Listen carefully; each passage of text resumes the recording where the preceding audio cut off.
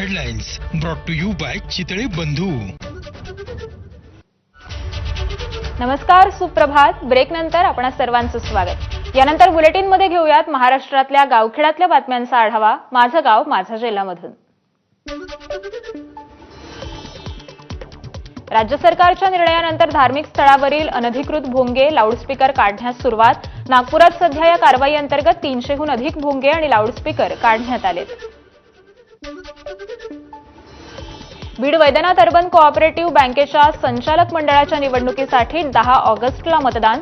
यशस्वी आणि प्रणिती मुंडे या दोघांचाही अर्ज वैध. निवडणुकीसाठी शिंदे गटाकडून देखील एक अर्ज दाखल. आरएसएसच्या बैठकीत बामसेफा आणि संभाजी ब्रिगेड यांना संपवण्याचा कट. संभाजी ब्रिगेडचे प्रदेशाध्यक्ष प्रवीण गायकवाड यांचे आरएसएसवर गंभीर आरोप. पुरोगामी विचारांच्या नेत्यांना संपवायचं काम 2014 पासून सुरू झाल्याचाही आरोप. संभाजी ब्रिगेडचे प्रदेशाध्यक्ष प्रवीण गायकवाडांवर शाईफेक केल्याप्रकरणी मराठा समाजाची बैठक. मराठा समाजाच्या वतीनं सोलापूर ग्रामीण पोलीस अधीक्षकांना निवेदन. धाराशिवमध्ये पुरोगामी संघटना आक्रमक. प्रवीण गायकवाडांवर झालेल्या हल्ल्याचा केला निषेध. हल्लेखोरावर कठोर कारवाई करण्याची मागणी देखील करण्यात आली. नाशिकच्या येवल्यात प्रवीण गायकवाड यांच्यावरील भ्याड हल्ल्याचा निषेध. आरोपींवर मकोका लावण्याची सकल मराठा समाजाची मागणी.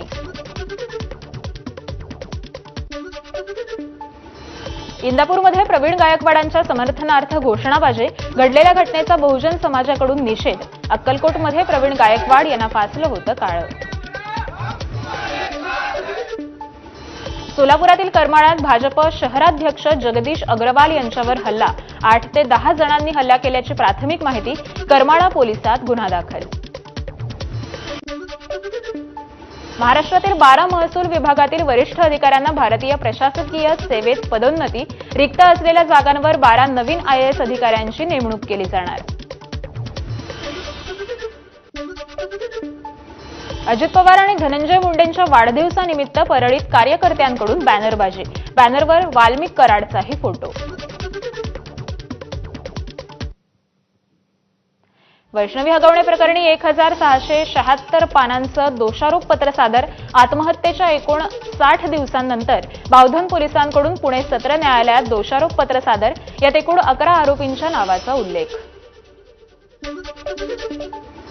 कृषी केंद्र चालकांकडून होणारी शेतकऱ्यांची लूट थांबवा. कंपनीविरुद्ध पोलिसात गुन्हा दाखल करा. शेतकऱ्यांसाठी नाना पटोले आक्रमक. भंडारा जिल्हाधिकारी कार्यालयात पटोलेंनी घेतली कृषी अधिकाऱ्यांची बैठक.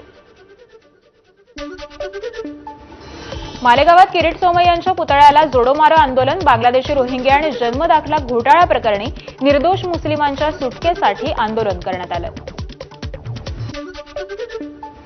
रायगडच्या अलिबागमध्ये दिशा समितीची बैठक संपन्न. केंद्र सरकारच्या योजनांची काटेकोरपणे अंमलबजावणी होते की नाही हे पाहण्यासाठी जबाबदारी दिशा समितीवर, तर अधिकाऱ्यांनी नियमांचं पालन करावं. खासदार श्रीरंग बारणेंचे निर्देश. प्रहार संघटनेचे अध्यक्ष बच्चू कडूंच्या सातबारा कोरा यात्रेचा समारोप. कर्जमाफीपर्यंत वसुली करू नका. बच्चू कडूंची जाहीर सभेतून मागणी. शेतकऱ्याला हलक्यात घेऊ नका. कडूंचा सरकारला इशारा. 29 जुलैला माजी मुख्यमंत्री वसंतराव नाईकांच्या समाधीस्थळी बैठक घेऊन आंदोलनाची पुढील दिशा ठरवणार. तसंच 2 ऑक्टोबरला राज्यभरातून शेतकरी ट्रॅक्टर घेऊन मंत्रालयावर धडक देणार. बच्चू कडूंचा सरकारला इशारा. शक्तीपीठ महामार्ग आमच्या भागातून व्हावा यासाठी शेतकऱ्यांची पदयात्रा. चंदनगडचे आमदार शिवाजी पाटलांच्या नेतृत्वात गडहिंग्लजमध्ये पदयात्रेचं आयोजन. सांगलीच्या पलूसमधील वसगडे गावातील शेतकऱ्यांचं आमरण उपोषण.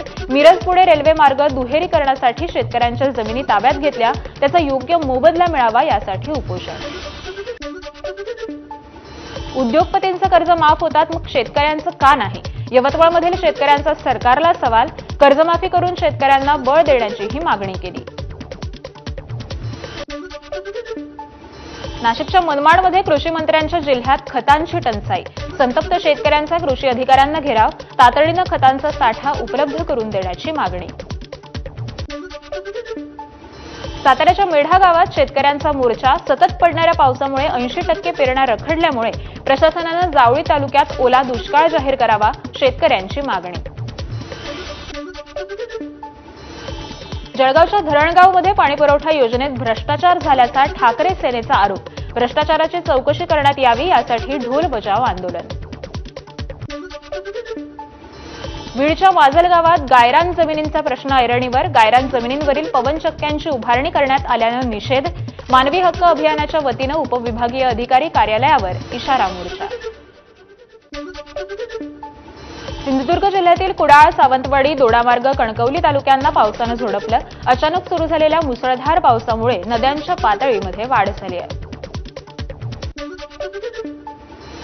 बुलढाण्यातील गाभणे हॉस्पिटलमध्ये मद्यधुंद मनसे जिल्हाध्यक्षांचा राडा. आयसीयूमध्ये मध्यरात्री प्रवेश न दिल्यानं ज्युनियर डॉक्टरला मारहाण. या प्रकरणी जिल्हाध्यक्ष लक्ष्मण जाधवांसह 7 जणांविरोधात गुन्हा दाखल. एबीपी माझाचा इम्पॅक्ट. श्रीमंत राजे यशवंतराव होळकर योजनेच्या माध्यमातून सुरू असलेल्या शाळा आणि वसतिगृहांची पथकाकडून पाहणी. अहवाल वरिष्ठ अधिकाऱ्यांना पाठवला जाणार. परभणीत टीसीसाठी पालकाचा मृत्यू प्रकरण. 4 दिवसांनंतरही संस्थाचालक दाम्पत्य फरार. पोलिसांनी त्यांना शोधण्यासाठी जारी केला वॉन्टेड म्हणून प्रसिद्धीपत्रक. बस आगारातच विद्यार्थ्यांनी भरवली शाळा. वर्ध्याच्या तळेगाव बस आगारातील प्रकार. अनेक दिवसांपासून बस गावात येत नसल्यानं विद्यार्थ्यांनी हा निर्णय घेतला.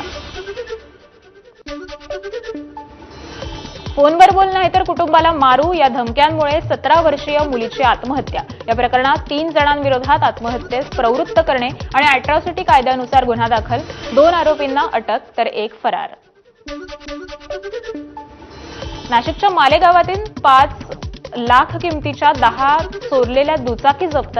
1 गावठी पिस्तूल, 3 काडतुसं आणि धारदार चाकू हस्तगत. या प्रकरणी 4 आरोपींना अटक तर मालेगाव पोलिसांची मोठी कारवाई. गोंदियातील सूर्याटोला ते ढाकणी मार्गावरील रस्त्याला 3 महिन्यांमध्येच भेगा. 2,62,00,000 रुपये खर्च करून बांधकाम करण्यात आलेलं रस्त्यात पुन्हा दुरुस्त करून देण्याची ग्रामस्थांनी मागणी केली आहे.